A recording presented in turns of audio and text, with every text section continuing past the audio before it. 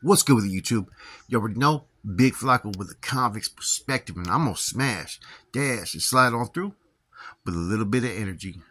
Please hit the like, subscribe, comment, do all those things to help support this channel, and hit that bell notification for future fire content. Now, as you can tell, I'm working on doing hood profiles, and we're gonna do another one today. One about a hood called Barrio Mas Locos, which was from the east side of San Jose. Now, this group I'm doing a profile on is a little bit different than the hoods from San Jose that are a little bit older, like Horseshoe, Balmas, V&H. This hood started at the peak when the gangbanging just started to fucking emerge in 1990. A lot of its first members were from a gang called San Jose Pride. Now, San Jose Pride was something that was short-lived, and it was a couple of individuals got into other hoods as well, but based upon the fact that they were one gang, it kind of allowed them to associate with a whole nother barrio as well. Now, one of the very first presidents of this gang was an individual named Juan Reyes, a.k.a. Sapo, from Mas Locos, okay? Then his vice president to this gang was an individual named Sorte, right, from Balmas. Now, they had a working relationship with some vatos from the west side for a couple reasons, right? One of the members of their San Jose Pride, right, why many of them were getting into Mas Locos, he actually got into Barrio Horseshoe from what I was told. As well as another one of their first generation members was Isidro Chilo Moreno, who was married to Herminio Spinkio Serna's sister, Jackie. Now, Sapo, right, was a down individual, but he started to suffer from schizophrenia and pretty much was losing his mind. And so eventually he had to be replaced. And Sorte ended up taking over as far as president for Mas Locos. Now, BML's main rivalry at that time was Capital Park, believe it or not. Everybody remembers this. Now, they went at it with Balmas and other hoods, right? But mainly the issues with Capital Park were over territory. CPLs, right, were located just south of the 680 freeway at that time. The first generation homeboys from BMLs came from the area off Doburn, Cinderella. They was on Camarera, Cinderella, and other areas off like in the San Antonio area, right?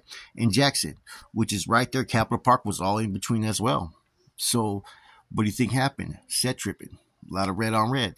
And San Antonio, there was a lot of pockets, little areas of Southsiders. And then you also had individuals on Sanders Avenue. Some of the cats from Mas Locos would also be over there as well, right? At first, Mas Locos was going to, try to claim the area Plata Arroyo Park, right?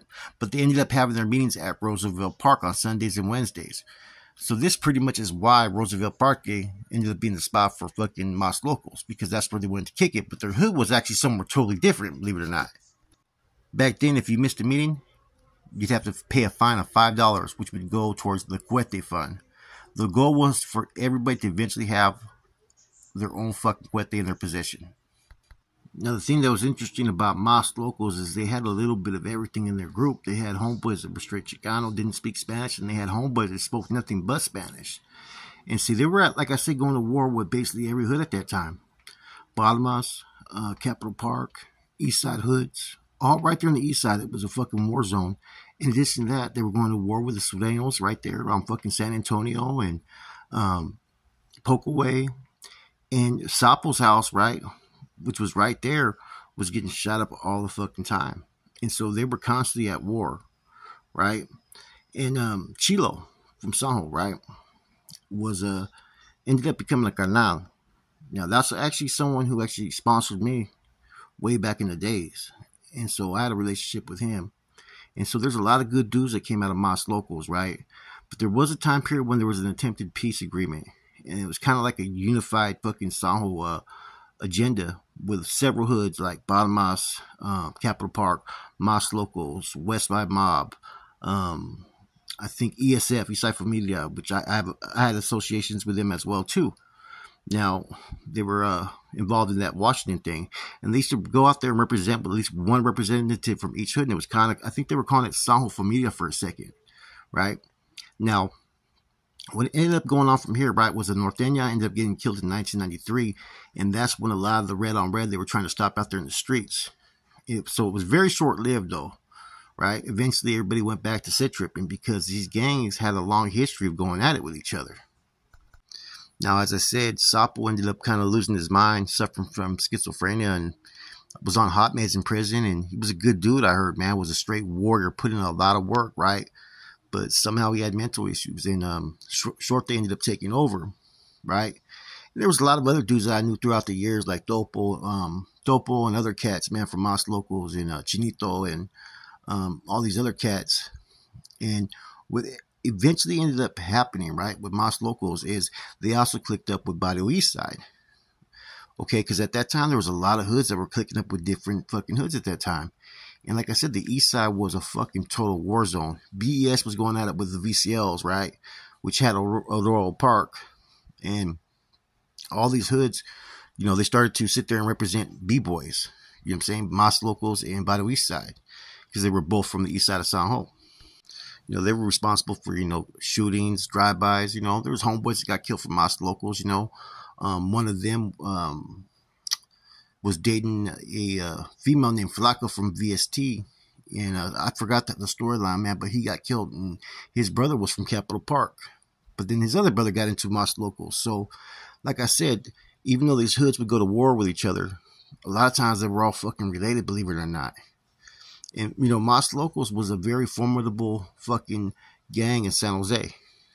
When you think about the top gangs in San Jose in the 90s, you got to put them in there. You know what I'm saying? You got to put Mas Locos, you got to put Palomas, you got to put the Park, Eastside Hoods, Westside Mob, Horseshoe, V&H, Metal Fair. These are all gangs that were fucking recognized out there in San Jose. You know, and they were also the ones that were pretty much going at it with each other half the fucking time as well, though. You know, I discussed in a previous episode later on, I had to have a sit down with, you know, well, me and the other brother had to sit down with Palomas and Mas Locos to stop the sit tripping out there. This was in 2001. Now, San Jose's favorite rapper, Gato Mas Loco, who was also working for the regiment, is also from Mas Locos. Now, the homeboy Wessels, right? Another homeboy of mine who's related to fucking Carlos Roman. They're stepbrothers. He's from Mas Locos. He was one that was putting it down in the Y when they all got sent to Chad. Now, before that, they were all, I think, in YTS or whatnot, and a lot of homeboys were getting it bad.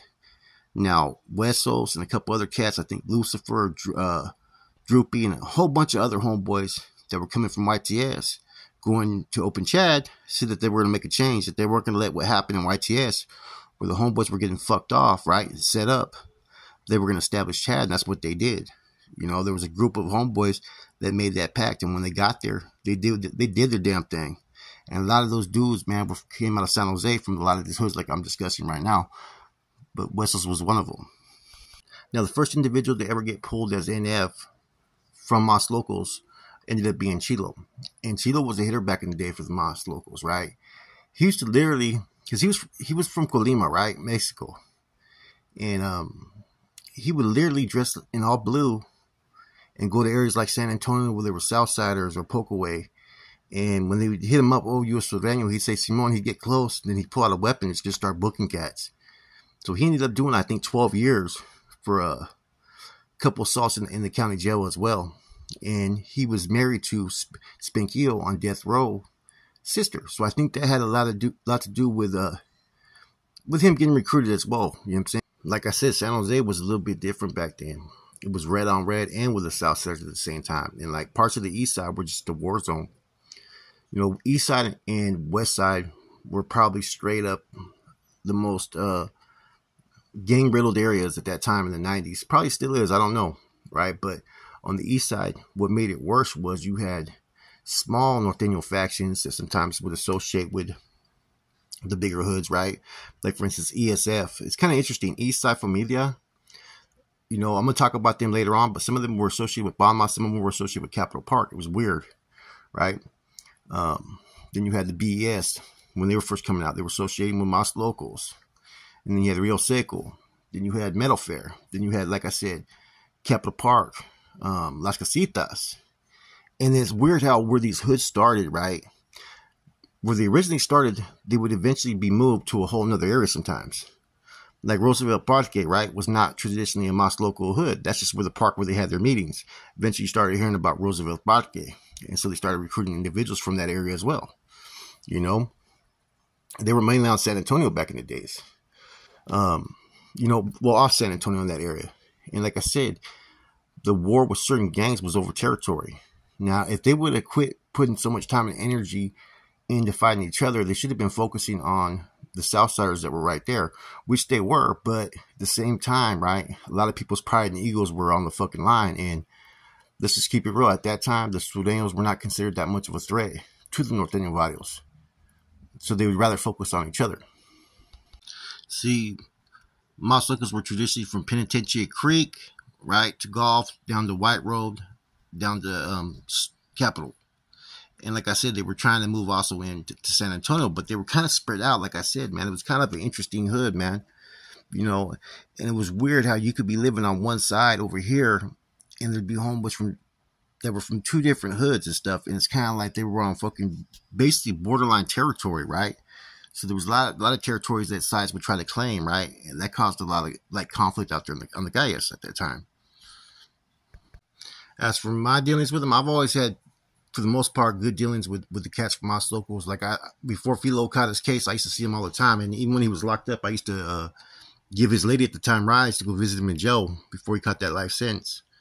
There was at one time back in the early '90s that they didn't like that we had a similar name because theirs starts with a B, ours starts with a V, right? And then one time at the bar, Little Frank's, a couple of cats from BMLs went over there. They're in the hood. They didn't behave themselves.